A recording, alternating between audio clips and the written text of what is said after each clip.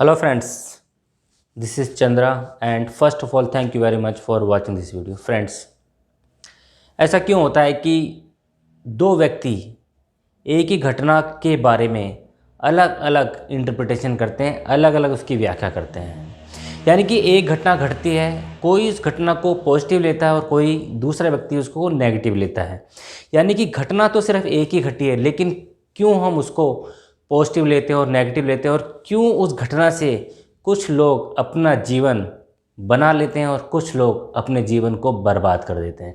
Friends, इस video में मैं आपके साथ शेयर करूंगा वो ऐसी क्या खास बात है जिसकी वजह से दो अलग अलग व्यक्ति एक घटना को अलग अलग तरीके से इंटरप्रेट करते हैं और अपनी लाइफ को बना भी सकते हैं और बिगाड़ भी सकते हैं।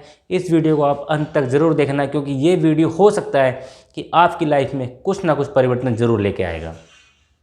फ्रेंड्स, मैं बात कर रहा हूँ एक ऐसे आदमी की जो एक बेहतरीन सुबह अपनी मोटरसाइकिल से जा रहा था और अचानक से वो पीछे मुड़ा एक सेकंड के लिए कुछ देखने के लिए, और अचानक से उसने पाया कि उसके सामने एक ट्रक आ गया है और उसने बहुत ज़्यादा कोशिश करी कि वो अपने आप को बचा ले, और उसने इसकी मोटरसाइकिल स्किड कर गया, यानी एक तरफ गिर गई और उसी समय उसकी मोटरसाइकिल का गैस वॉल्व फट गया, जिसकी वजह से उसकी 65% बॉडी इंजर्ड होगी।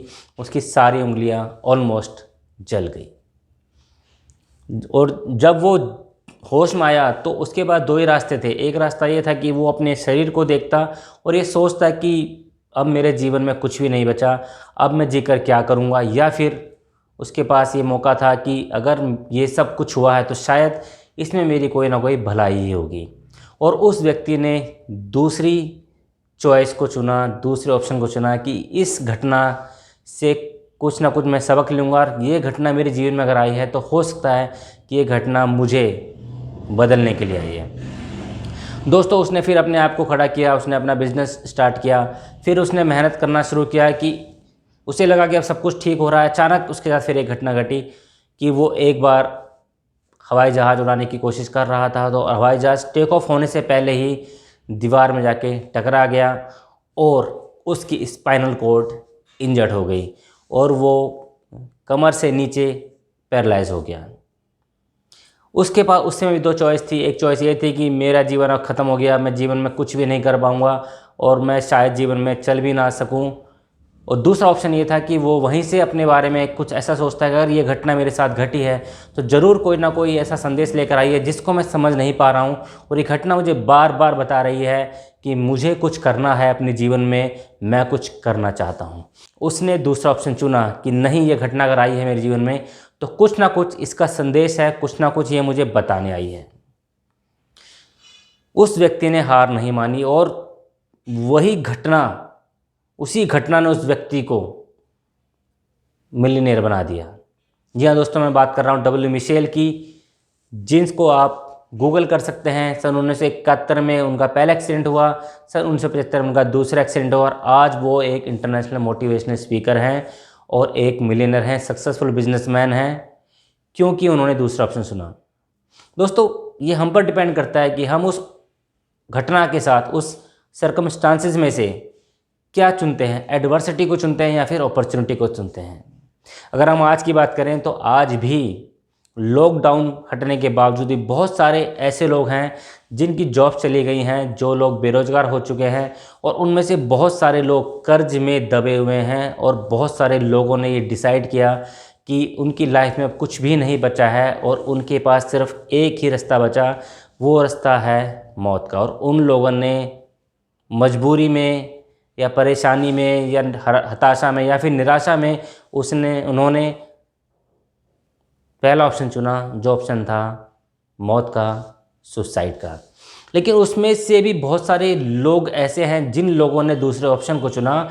उन्होंने चुना कि नहीं, अगर ये घटना हमारे जीवन में घटी है तो शायद हम कुछ करना चाहते थे जीवन में, लेकिन हम इस वजह से नहीं कर पा रहे थे क्योंकि हम जॉब कर रहे हैं, हम उससे बाहर नहीं निकल पा रहे हैं। क्योंकि दोस्तों, अक्सर ये माना जाता है कि non devil is better than unknown devil, यानी कि यदि आप जॉब कर रहे हैं, आप कोई काम कर रहे हैं, आपके मन में है कुछ करना, लेकिन आप कर नहीं पा रहे हैं। क्यों? क्योंकि आपको खोने का डर है। जो इस समय आपको मिल रहा है उसको खोने का डर है आपको, इसलिए आप उसको नहीं छोड़ पाते। लेकिन कई बार ऐसी सर्कमस्टांसेस हो जाती हैं जब आपको उसको छोड़ना ही पड़ता है। और जब आप उसको छोड़ देते हैं तो अचानक से आप पाते हैं कि आप कुछ करना चाहते थे और वो यही तो मौका है कि जब आप उसको कर सकते हो, क्योंकि इस समय आपके पास खोने के लिए कुछ भी नहीं है। यानी कि इस समय आपके पास कहीं पर भी कोई ग्रेविटेशनल पुल नहीं है, आपको कोई भी पीछे नहीं खींच रहा है, तो आपको सिर्फ आगे ही आगे बढ़ना है।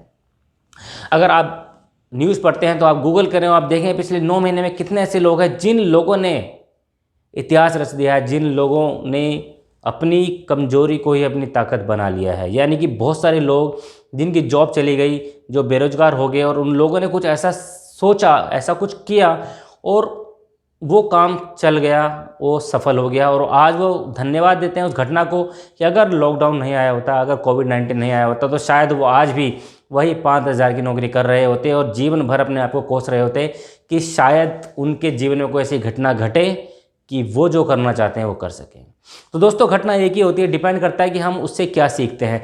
क्या हम उससे एडवर्सिटी की तरफ जाते हैं या फिर हम अपॉर्चुनिटी की तरफ जाते हैं।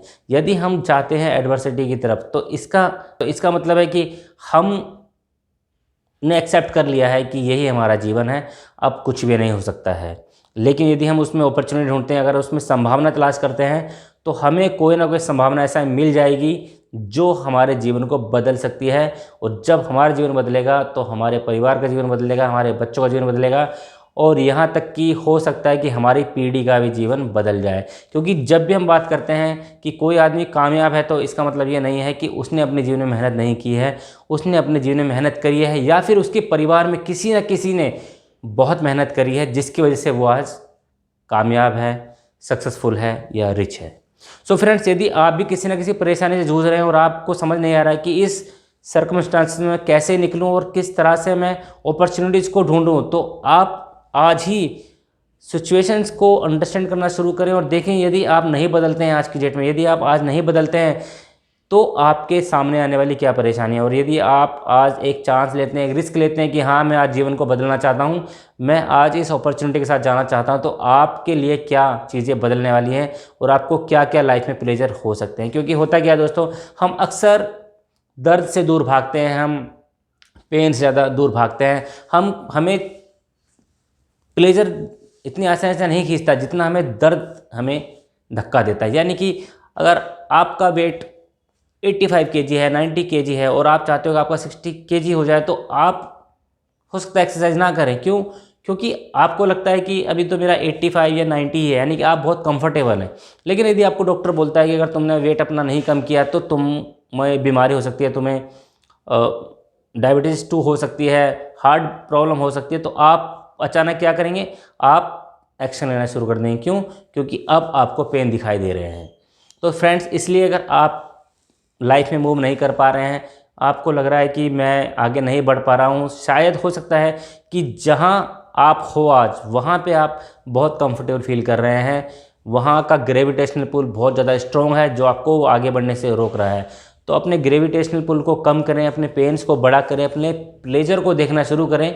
क्योंकि जब तक आपको यह नहीं पता होगा कि आपको जाना कहाँ है, जब तक आपको यह नहीं पता होगा कि आपको जाना कहाँ है, तो आप जाएंगे कहाँ, आप शुरुआत कैसे करेंगे।